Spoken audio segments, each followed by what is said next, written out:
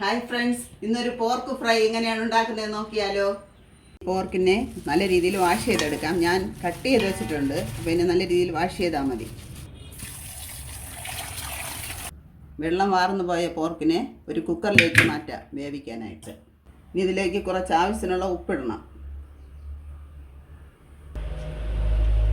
കുറച്ച് മഞ്ഞൾപ്പൊടി ഇടണം, കുറച്ച് വെള്ളം കൂടെ ഒഴിച്ച് ഇതിനെ വേവിക്കാനായിട്ട് വയ്ക്കാം.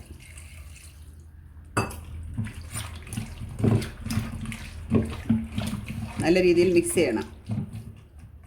അടച്ച് അടുപ്പിൽ വയ്ക്കാം. കുക്കർ അടച്ച് വേവിക്കാനായിട്ട് വെച്ചിട്ടുണ്ട്. 2 വിസിൽ വരുന്നത് വരെ വെയിറ്റ് ചെയ്യാം. പോർക്ക് നന്നായിട്ട് വെന്തിട്ടുണ്ട്. ഇതിനെ ഒന്ന് തുറന്ന് നോക്കാം ആദ്യം.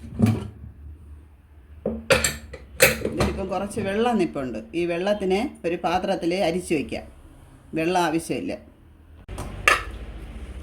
വെള്ളത്തിനെ ഈ പാത്രത്തിലേക്ക് അരിച്ചെടുക്കണം.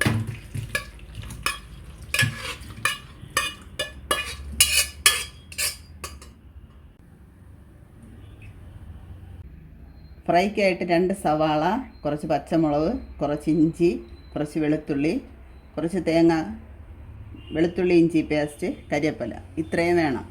ഇനി ഈ സവാള എല്ലാം ചെറുതായിട്ട് കട്ട് ചെയ്തെടുക്കാം.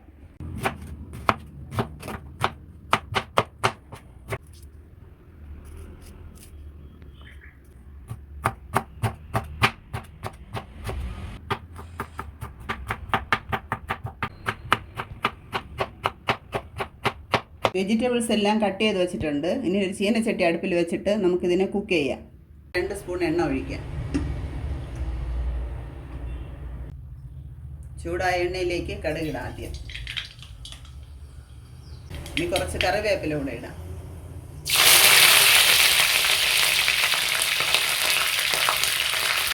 അങ്കമാലി സ്റ്റൈൽ പോർക്ക് ഫ്രൈ ആണ്, അപ്പോൾ കുറച്ച് തേങ്ങ കൊത്തൂടെ ആഡ് ചെയ്യാം.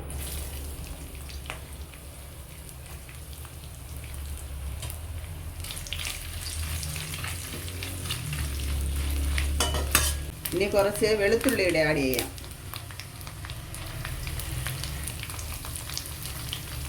കുറച്ച് ഇഞ്ചിയും കൂടെ ആഡ് ചെയ്യാം.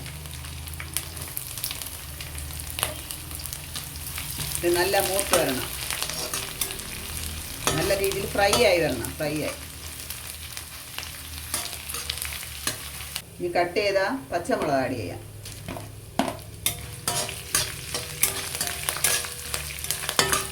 ഇനി കട്ട് ചെയ്ത് വെച്ചിരിക്കുന്ന സവാള ഇടാം.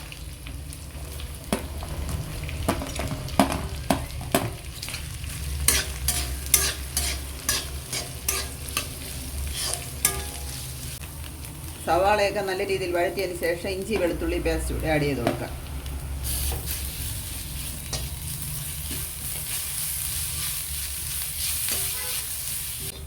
ഇത് നല്ല രീതിയിൽ വഴന്നു വന്നിട്ടുണ്ട്. അപ്പോൾ ഇനി ഇതിലേക്ക് മസാലകൾ ആഡ് ചെയ്യാം. മസാലയ്ക്കായിട്ട് ആദ്യം 2 സ്പൂൺ മുളക് പൊടി,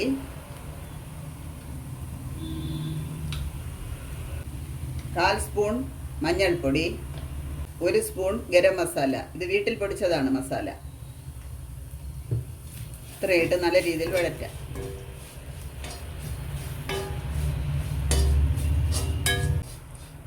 ഇനി കുറച്ച് ഉപ്പ് കൂടെ ആഡ് ചെയ്ത് കൊടുക്കാം. ഉപ്പ് കുറച്ചിട്ടാൽ മതി. നേരത്തെ ഉപ്പിട്ടാണ് വേവിച്ചിട്ടുള്ളത്. ഇനി വേവിച്ച് വെച്ചിരിക്കുന്ന പോർക്കിനെ ഇടാം.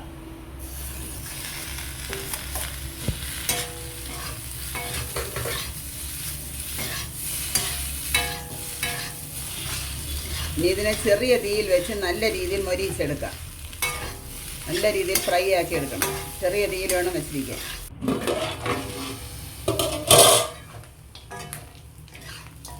ഇത് ഇടയ്ക്കിടയ്ക്ക് അടപ്പ് തുറന്ന് നല്ല രീതിയിൽ ഇളക്കി കൊടുക്കണം.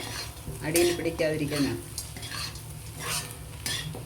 ഇനി 1 സ്പൂൺ കുരുമുളക് പൊടിയുടെ അവസാനം ഇതിൻ്റെ കൂടെ ഇടാം. അപ്പോൾ കുരുമുളക് പൊടിയുടെ മണം കൂടെ കിട്ടും. അല്പം മസാല കൂടെ ഇടാം. മസാല കുറച്ചിട്ടാൽ മതി.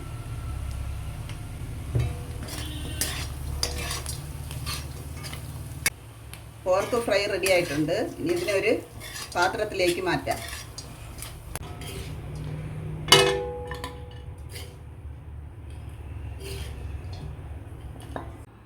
ഞാനുണ്ടാക്കിയ പോർക്ക് ഫ്രൈ റെഡി ആയിട്ടുണ്ട്. ഇത് നല്ല ടേസ്റ്റിയാണ്.